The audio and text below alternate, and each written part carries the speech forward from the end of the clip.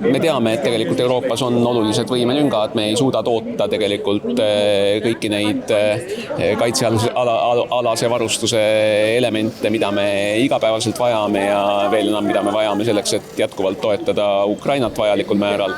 Euroopa on sõltunud aastakümneid teistest riikidest ja enda partneritest ning see sõltuvus on seadnud ohtu meie demokraatiat, kaitsevõimet ja julgeolekut. Nüüd võeti siin Strasbourgis Euroopa Parlamendis vastu otsus, mis võiks seda kõike parandada. On ju kaks probleemi, mis on pika aja jooksul kujunenud, on see, et Euroopa kaitsetööstuse ettevõtetel paljudel ei ole olnud sellist pikaajalist kindlust tellimuste osas, sest tellijad teadagi peamiselt on riigid.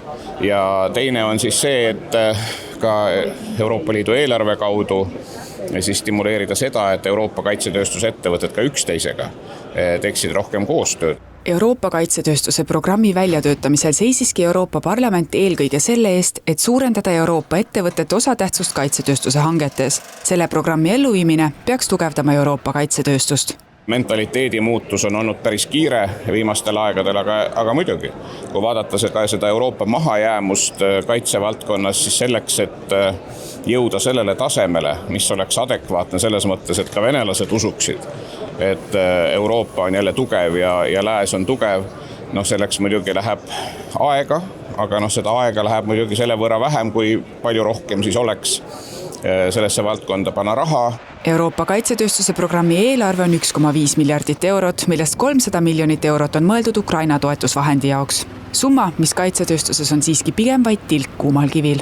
Suur samm parlamendi jaoks, aga Euroopa jaoks veel mitte kõige suurem, et see võtab veel natuke aega. Plaanis on ka lisarahastuse abil luua vähemalt 150 miljoni euro suurune fond, et kiirendada kaitsevaldkonna tarneahelate ümberkujundamist. Vaadates üldist julgeolekupilti maailmas on järjest olulisem, et Euroopa suudaks ennast ise varustada, sest lõppkokkuvõttes saab Euroopa usaldada ainult iseennast, kui sedagi. Sai väga tõsiselt käsa väänatud prantslastega, kes juhtusid olema kõik selle raportiga seotud kohad endale haaranud, aga vähemalt need protsendid said selliseks, et ka teistel kaitsetööstustel Euroopas on mingi võimalus konkureerida, sest prantslaste nägemus oli see, kui ütled Euroopa, mõtled Prantsuse kaitsetööstus ja see võib-olla ei ole parim lahendus tänases sõjalises olukorras. Selge on see, et erinevate liikmesriikide kaitsetööstus on erineva struktuuriga, erinevate liikmesriikide kaitsetööstused siis erineval määral toetuvad kolmandatest riikidest pärit allhankijatele või kolmandate riikide päritolu komponentidele. Et siin on siis püütud optimaalselt kokku leppida. Loomulikult, kui me muutume tugevamaks, on ainult parem. Küsimus on muidugi selles, et kui isegi Euroopa Komisjoni volinik külastades Eestit väitis, et ei ole vahet, kus toetakse laskemoona, kas on Eesti või Itaalia, siis tegelikult on seal väga-väga suur vahe.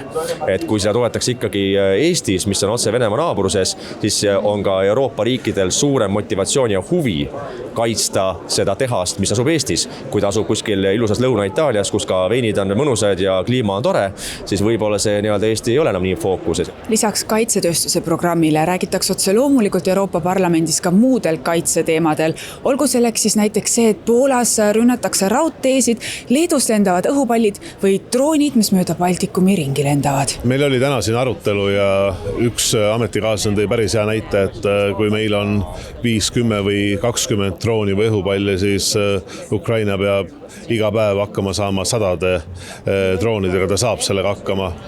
Et ühelt poolt meie jaoks on ikkagi see väga nagu uus, kus ründed toimuvad droonide, toimuvad õhupallidega hetkel veel üsna, väikese arvuliselt. See tähendab seda, et Euroopa oma võimekust peab siin tõstma. Igal ühele oma särk on kõige lähemal ja lõpuks ma ei ole tunnetanud, et Belgias tavakodanik oleks väga saanud tunda seda teatud hübriidohtu, mis kasvõi oli Brüsseli lennujaamale alles paar nädalat tagasi. Et kindlasti Baltikumis tunnetus on palju adekvaatsem ja lähedasem kui Euroopas laiemalt ja eks see ka on see üks väga pragmaatiline põhjus, miks tegelikult ju Lõuna- või Lääne-Euroopat nii väga ei kõiguta olukord Ukrainas või olukord Baltikumis, Soomes, Poolas.